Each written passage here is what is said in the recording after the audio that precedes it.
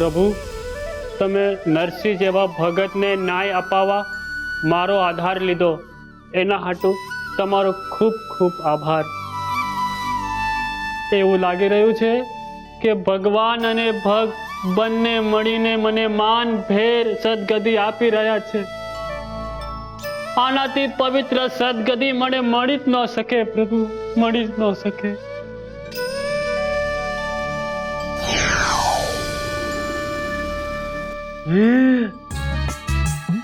તમે એ બાજુ જોઈને દાંત કા કાઢ્યા?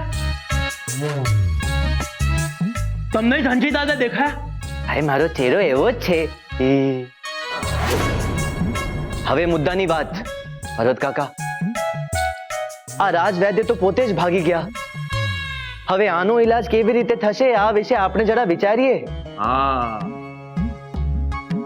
હા, આ પર્વત કાકા ઘેલા થઈ ગયા હતા ને ત્યારે નરસિંહનું ભજન સાંભળીને હાજા થયા હતા. હા હો ધમાભાઈ, આ નરસિંહભાઈના ભજનમાં જબરી ભક્તિ છે.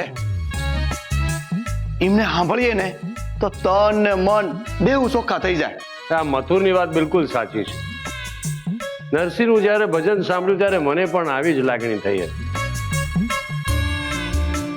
મનમાં ખૂબ વિચારો ચાલતા હતા, પણ એના ભજને એ તમામ શાંત કરી દીધા.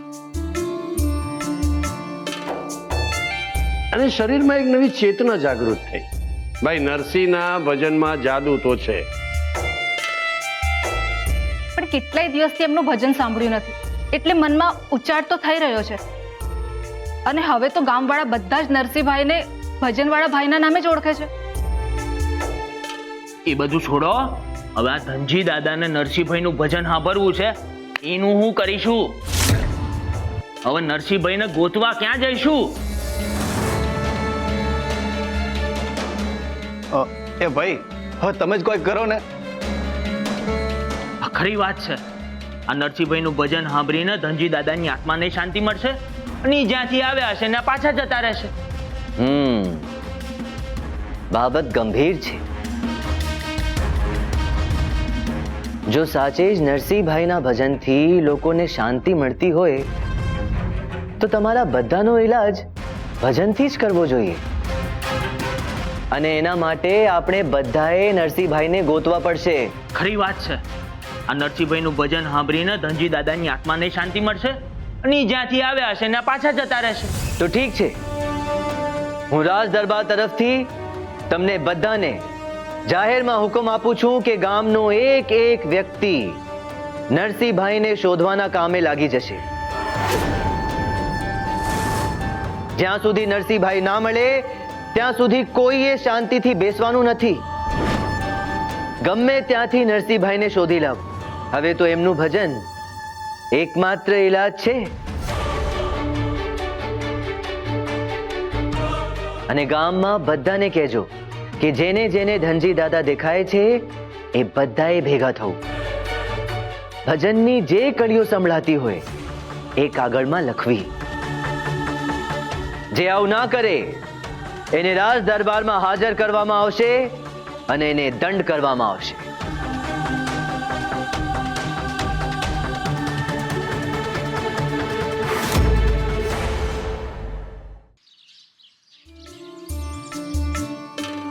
અંધાઈ ક્યાં રહી ગયા? હાલો, આવી ગયા અંધાઈ. આ ઘનશ્યામભાઈએ નિશાળનું ઘરકામ દીધું હોય એવું લાગે છે. જેને જેટલા ભજન હમણાં લખી નાખવાનું. મને તો લખતા વાંચતા નથી આવડતું. નથી આવડતું તો ભાઈ તું ભજન કોની પાસે લખાવડાવીશ? પૂજ્યશ્રી પાસે. અહીં જેટલા આવ્યા છે એમાંથી ઘણાને લખતા વાંચતા નથી આવડતું ભાઈ. પણ ભજનથી ઈલાજ થાય એ પહેલી વાર સાંભળ્યું. હા, કેમ ભાઈ? થયો જ તો ને ભાઈ. આપણી સામે તો પર્વત કાકાનો જીવ તો જાગતો દાખલો છે. અને ઘનશ્યામભાઈએ કહ્યું હતું કે ભજનથી મનની સારવાર થાય, મનનો ઉચાટ હમે અને શાંતિ થાય. હા ભાઈ, વાત તો સાચી. નરસિંહભાઈનું ભજન જ્યારે પહેલી વાર કાને પડ્યું હતું ત્યારે મને બહુ સારું લાગ્યું હતું.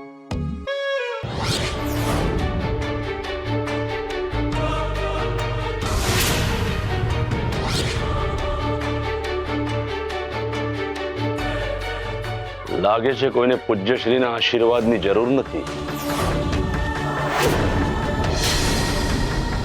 હર હર મહાદેવ પૂજ્યશ્રી. હર હર મહાદેવ પૂજ્યશ્રી. હર હર મહાદેવ પૂજ્યશ્રી.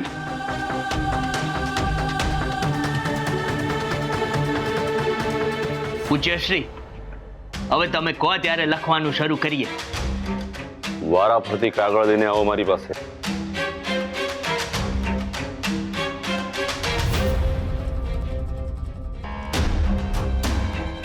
પૂજ્યશ્રી,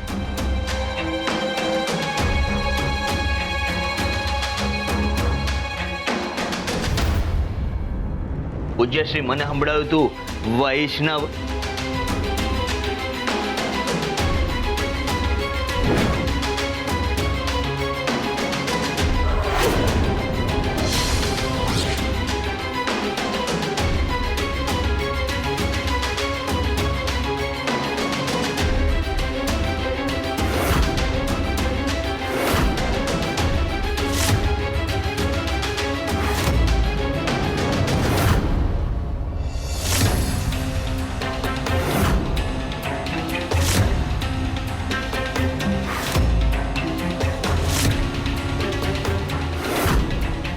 પૂજ્યશ્રી,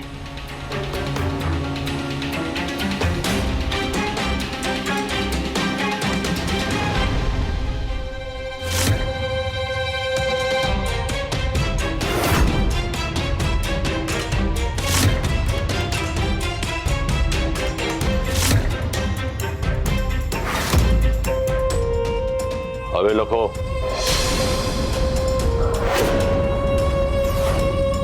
પણ પૂજ્યશ્રી, આ શાહીવાળા કાગળ પર કેવી રીતે લખવું?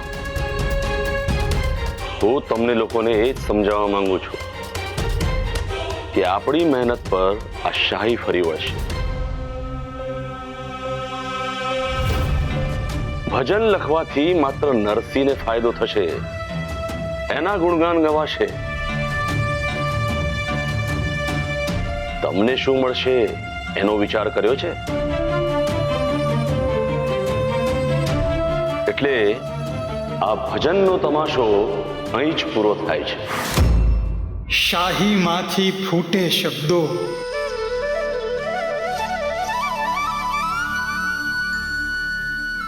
રંગ ભજનનો ઘેરો રે, શબ્દ સુરની ભક્તિ કેરો,